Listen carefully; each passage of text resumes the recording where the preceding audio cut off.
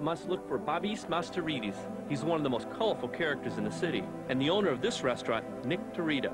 Welcome, I'm Keith. Pleased to meet you. This is a beautiful restaurant, but it's not really what I expected. I mean, it's very modern. Babis took me on a tour of the newly renovated restaurant that his father opened in 1933, 6 years before the Second World War. Can I meet you? Myself, Dimitri. Hey, how you doing? How are you? Good, good, good.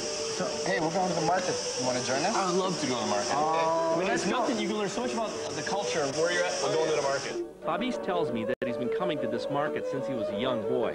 It's these vendors, his friends, who he comes to see when he's looking for the finest and freshest ingredients in Crete. So these are all different olives that are, but probably the one that I know the best, the one that I love the best. This is. We call it the Kalamata? No, the Kalamata, yes, the Kalamata, but it's a local milk from Kalamata.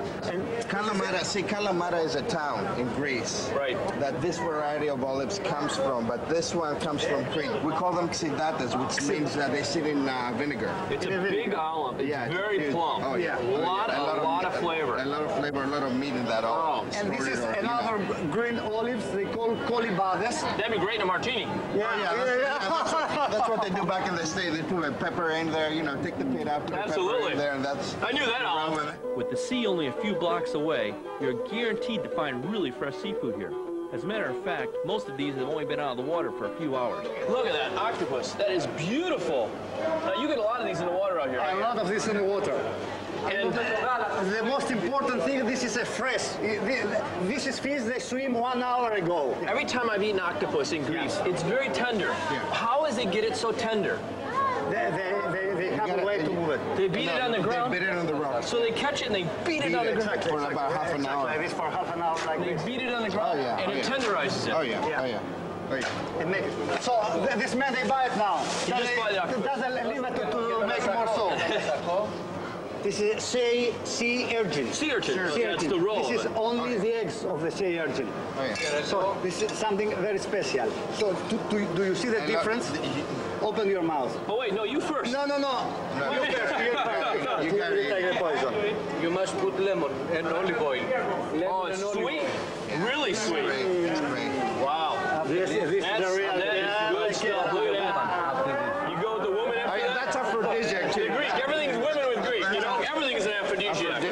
This incredible market is located right in the middle of Hania. Built around the turn of the 20th century, the cross-shaped layout is based on a market in Marseille, France.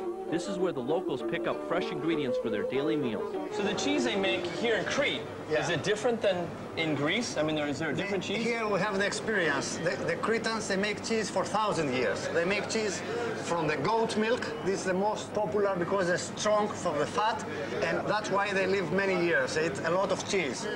This is Misithra. What does that mean? Misithra, it's like, this is goat cheese, but it's a little bit softer. It's made out of goat's milk. And this is Great. This is a feta cheese. But it's a different variety of feta. It's softer. There is a different variety of the feta you have in your country. Here is the real thing. Does it also still sit in a brine, though? Oh, yeah. But it's a real soft cheese. Yeah. So it's pretty common to see cheese on all menus. Oh, yeah. I mean, almost all variety of This is cheese in it. another small cheese. This is very good to put in the pasta because a lot of salty. So this is, it almost looks like it has a little bit of a texture like a Parmesan Reggiano or something like that. Yeah, something like that. Yeah, I love how he just walks in here and says, you know, I'm going to cut some cheese in this place. Oh, yeah, we do this every day. We come here and eat all the cheese, you know, we take some bread. So this is good for grating. Oh, yeah, it is. It's not as dry as Parmesan, though. Right. Got a lot more moisture. Yeah. Good flavor, though. Great flavor. Great. As we continue through the market, Dimitri points out to me the wide variety of dried herbs. Look at all this saffron. It's beautiful, and this is not imitation. This is real stuff. No, that's real stuff. And this comes from Kozani. Kozani. It's south. The mountain herbs are dried so that they can be sold year-round. Oh, this is the real thing. It's not like your country to pick it from the farms. This is wild things, and the local people, they pick it from the mountains, and they come to sell it here in the market. So in Crete, you eat a lot of stuff. We eat a lot of like this, and you have a lot of ways to cook. Hey, this is today, will you cook some of these? Oh, yeah, sure. Oh, that'd be great. All the shopping is making us hungry, so we headed back to the restaurant to prepare an island favorite, sautéed snails with rosemary and red wine vinegar. I'm going to show you a little technique about how to clean them and see if they're alive real fast. We'll take a little knife and we'll take the membrane out of the snails. and then we pinch them a little bit. If they move, they're alive. If they don't move, they're not alive. We can't use them. So it's almost like any mollusk. You wouldn't eat an oyster, you wouldn't eat a mussel the same way.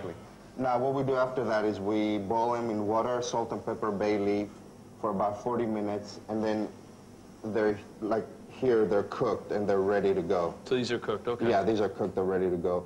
Let me show you how fast this is.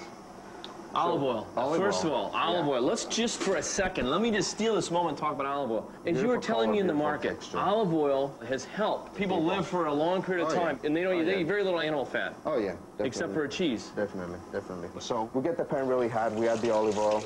Dimitri dusts the snails with flour, then he adds rock salt, pepper, rosemary, and deglazes the pan with red wine vinegar. And then you just set them on a plate. That's beautiful. And they're ready to go. Well, here are the fresh cooked snails. Oh yeah. We'll do several others. They're really good. They're good. You can taste the rosemary, you taste the vinegar, and they're tender. How do you say cheers? Llamas. Llamas. Llamas. Llamas. Llamas. Llamas. Coming up,